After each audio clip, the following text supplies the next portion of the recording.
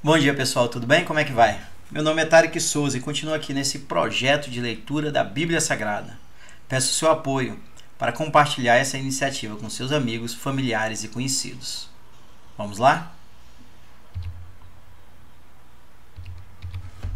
A morte de Antíoco Epífanes. O rei Antíoco estava atravessando com seu exército as províncias do Planalto da Pérsia, quando ouviu falar de Elimaída, uma cidade da Pérsia que era famosa por ser muito rica em prata e ouro. O templo da cidade era riquíssimo, havia nele escudos folheados a ouro, couraças e outras armas que tinham sido guardados lá por Alexandre, filho de Filipe, o rei da Macedônia, que tinha sido o primeiro rei da Grécia. Por isso, Antíoco foi até Elimaída e tentou conquistar a cidade e tirar de lá todas as coisas de valor. Mas não pôde fazer nada, porque os moradores da cidade tinham sido avisados do seu plano e estavam prontos para lutar contra ele. Por isso, Antíoco se retirou de lá. Muito envergonhado, ele tratou de voltar para a Babilônia. Antíoco ainda estava na Pérsia quando chegou um mensageiro que lhe deu as seguintes notícias: que os exércitos que ele tinha enviado para a Judéia haviam sido derrotados, que Lísias, o primeiro que havia atacado com um exército poderoso, tinha sido derrotado pelos judeus, que os judeus agora estavam mais fortes ainda por terem tomado alimentos, armas e outras coisas de valor dos exércitos que eles haviam derrotado, que os judeus tinham derrubado o grande terror que ele havia posto em cima do altar de Jerusalém, que eles haviam construído muralhas altas ao redor do templo, como havia antes, e que eles tinham construído muralhas também ao redor de Bet-Sur, uma das cidades do rei.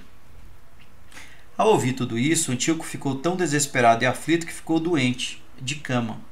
Ele estava muito triste porque nada havia acontecido como ele queria. Antíoco teve de ficar de cama muitos dias, pois a sua tristeza foi aumentando cada vez mais, e ele compreendeu que ia morrer. Então chamou todos os seus amigos e lhes disse: "Não consigo mais dormir, estou aflito e completamente desanimado. No começo eu perguntava a mim mesmo por que estou sofrendo tanto, por que estou passando por uma desgraça tão grande. Pois, apesar de ser tão poderoso, eu sempre fui bondoso e todos gostavam de mim. Mas agora eu lembro de todas as coisas más que fiz em Jerusalém. Eu levei de lá todos os objetos de prata e de ouro, e sem motivo nenhum mandei matar todos os moradores da Judéia. Sei que é por causa disso que estou sofrendo todas essas desgraças, e agora vou morrer de tristeza aqui, nessa terra estrangeira." Antíoco mandou chamar Filipe, que era um dos seus amigos, e o pôs como chefe de todo o seu reino. Entregou a Filipe a sua coroa, o seu manto real e seu anel sinete, e o encarregou de educar o seu filho Antíoco e prepará-lo para ser rei. E o rei Antíoco morreu ali, na Pérsia, no ano 149 da era grega. Quando Lísias soube da morte do rei, colocou Antíoco, filho de Antíoco, como rei no lugar do pai, e acrescentou ao nome dele o título de Elpátor. Lísias tinha criado Antíoco desde menino. Mais batalhas em Jerusalém e Bet-Sur. Durante todo esse tempo, os soldados sírios que estavam na fortaleza de Jerusalém não deixavam os judeus saírem da área que fica ao redor do templo. Faziam tudo o que era possível para maltratar os judeus e ajudar os pagãos. Então, Judas Macabeu resolveu expulsar os sírios dali. Mandou que todo o povo fosse cercasse a fortaleza a fim de atacá-la. Por isso, no ano 150 da era grega, todos os judeus se ajuntaram e cercaram a fortaleza. Judas mandou construir plataformas de onde podiam atirar flechas e lanças, e mandou construir também máquinas de derrubar muralhas. Alguns soldados sírios conseguiram escapar da fortaleza e, junto com alguns dos judeus apóstatas, foram falar com o rei Antíoco Eupátor e disseram: "Quanto tempo vai levar para que o Senhor faça justiça e vingue os nossos patrícios? Nós, judeus, concordamos em servir o Pai do Senhor, obedecer às leis dele e seguir todas as suas ordens. Por causa disso, os nossos patrícios se tornaram nossos inimigos. Chegaram até a matar todos os do nosso grupo que conseguiram pegar e nos tiraram tudo o que tínhamos. Eles não atacaram somente a nós, mas também os povos vizinhos. E agora eles estão cercando a fortaleza de Jerusalém, tentando conquistá-la. E também construíram muralhas em volta do templo e da cidade de Bet-Sur. Se o Senhor não agir depressa e se não fizer com que esses judeus parem, eles farão coisas piores ainda, e o Senhor não poderá mais pará-los." Ao ouvir isso, o rei ficou furioso. Mandou chamar todos os seus amigos, os comandantes do exército e os oficiais da cavalaria. vieram também mercenários de outros países e das ilhas gregas.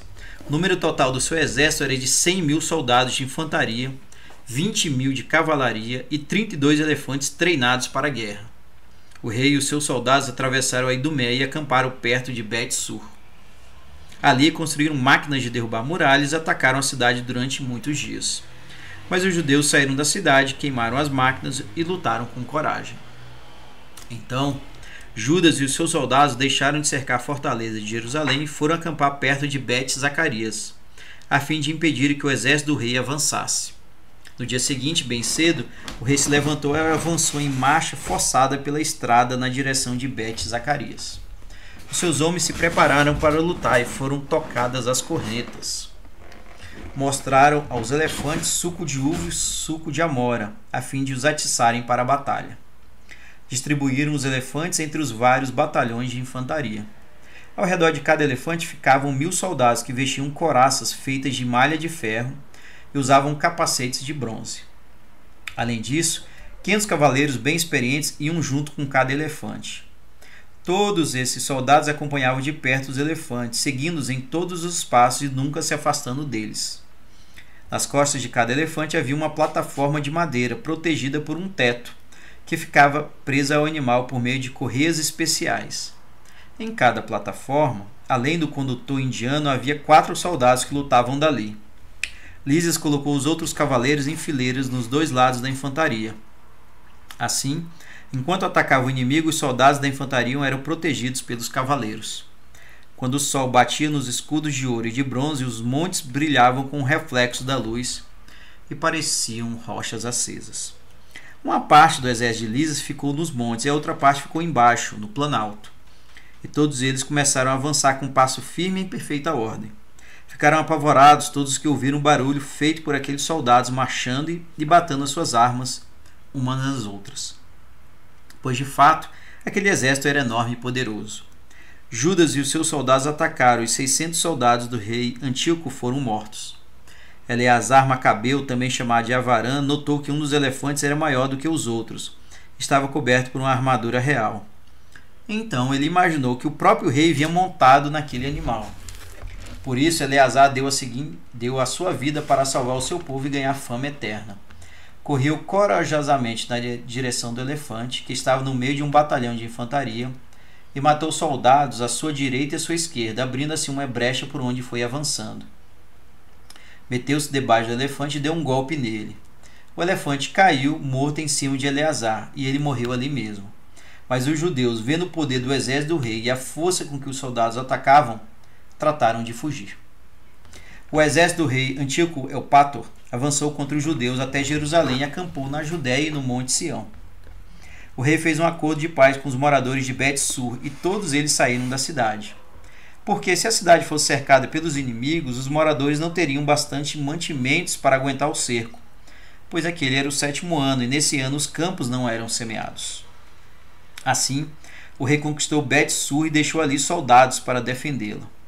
Depois acampou durante muitos dias em frente do templo, construiu plataformas de onde os soldados podiam tirar flechas e lanças. Construiu também máquinas de derrubar muralhas, máquinas de atirar pedras e dardos de fogo, e outras máquinas de atirar flechas, e preparou fundas também. Os judeus também construíram máquinas de guerra para enfrentar o inimigo, e a batalha durou muitos dias. Mas eles não tinham mantimentos nos depósitos, pois estavam no 7º ano. E os judeus que tinham escapado dos pagãos e voltado para a Judéia haviam comido o que tinha sobrado. E também haviam poucos homens no templo, pois os outros tinham sido obrigados a voltar para casa a fim de não morrerem de fome.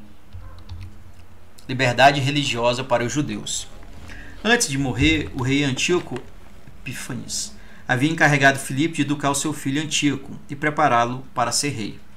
Mas Filipe, depois que voltou da Pérsia e da Média com os soldados que tinham ido até lá com o rei, resolveu se tornar rei. Assim que Lísias soube disso, ele deu ordens ao exército para partir e disse ao rei Antíoco Eupator, aos chefes militares e aos soldados: estamos ficando cada dia mais fracos. Falta comida e o lugar que estamos cercando está bem protegido. Além disso, existem negócios do governo que precisamos resolver. Portanto, vamos fazer um acordo com eles e com todos os judeus, dando-lhes o direito de viverem conforme as suas leis mandam, como faziam antes. pois foi justamente por termos acabado com essas leis que eles ficaram furiosos e fizeram tudo isso. O rei Antíoco Eupator e os chefes militares gostaram da ideia. E Lísias enviou aos judeus um mensageiro com uma proposta para fazer paz. E eles aceitaram. Aí, o rei e os chefes militares juraram que cumpririam um acordo. E então os judeus saíram da fortaleza. O rei foi até ao Monte Sião e, quando viu que o templo estava cercado de muralhas, quebrou o seu juramento e ordenou que as derrubassem. Depois, foi embora e voltou rápido para Antioquia, onde encontrou Filipe governando a cidade. O rei lutou contra ele e conquistou a cidade pela força. É isso, pessoal. A história se desenrola. O rei Antíoco Epífanes morre e há o seu filho, Antíoco Eupator, que também, obviamente, queria derrotar os judeus sob a orientação de Lísias. Mas o pai, Antíoco Epífanes, tinha dado ordens para Filipe para, obviamente, educar o seu filho Antíoco Epátus, mas Filipe não aceitou. Ele queria ser rei também. E aí, obviamente, no meio da luta contra os judeus, Lísias e o filho do rei Antíoco Epífanes resolveram fazer um acordo de paz com os judeus, prometendo uma liberdade religiosa. E foi assim que a trégua foi feita entre esses dois povos. Bem, essa foi mais uma história de o primeiro livro dos Macabeus. E é uma história realmente que demonstra como haviam guerras e lutas naquele período. Obrigado, pessoal, pela sua participação, pelo seu apoio, pelo seu carinho. E vamos adiante para mais um capítulo de o primeiro livro dos Macabeus. Um forte abraço e até mais.